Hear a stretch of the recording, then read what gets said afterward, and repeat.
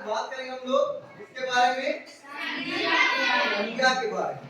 संज्ञा के बारे में आप सभी जानते हैं कि संज्ञा किसको कहते हैं? किसी व्यक्ति, वस्तु, स्थान या भाव के नाम को संज्ञा कहते हैं। जिस तरह से एक पेड़ में बहुत सारे शाखाएं होती है ना, और उस शाखाओं का अलग अपना काम होता है ना। उसी तरह से संज्ञा के भी कई प्रकार के भेद होते हैं, जैसे जातिवाचक संज्ञा, व्यक्तिवाचक संज्ञा, भाववाचक संज्ञा, समूहवाचक संज्ञा, भाववाचक संज्ञा। जातिवाचक संज्ञा किसको कहते हैं? जिसके किसी एक जाति का बोध होता है, उसको हम लोग क्या कहते हैं? जातिवाचक संज्ञा। जिससे किसी एक जाति का बोध होता हो उसको हम लोग जातिवाचक संज्ञा कहते हैं। जैसे गाय, फल, फूल इत्यादि है। दूसरा है व्यक्तिवाचक संज्ञा, जिससे किसी विशेष यानी कि खास किसी विशेष व्यक्ति, स्थान या जगह का बोध होता है वो क्या कहलाता है? व्यक्तिवाचक संज्ञा कहलाता है। जैसे पटना क्या है? एक खास जगह है ना। गंगा एक खास नदी है और रावण एक खास नाम है। तो ये सारे जो भेद है वो किसके भेद है? व्यक्तिवाचक संज्ञा के उदाहरण है।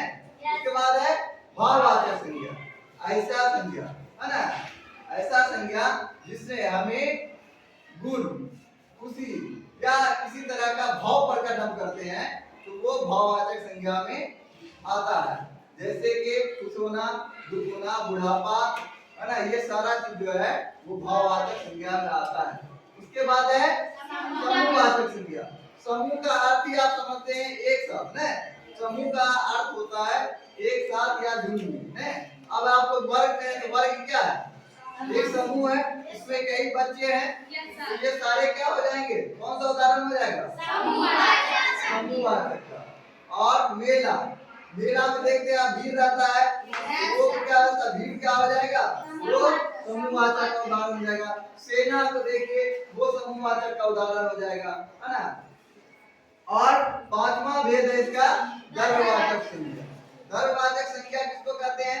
ऐसा संज्ञा जिसको मापा या तौला जा सके, उसको क्या कहते हैं? द्रव्यवाचक संज्ञा कहते हैं। अब जैसे दूध है, दूध को हम लोग क्या करते हैं? नापते हैं ना, है ना। घी है, सोना है, तो ये सारे जो है ये द्रव्यवाचक संज्ञा के उदाहरण है। तो इस चित्र के द्वारा हमको लगता है कि आपको जो है बातें अच्छे तरीके से समझ में आई होगी और इसको आप अच्छे तरीके से समझ सकते हैं।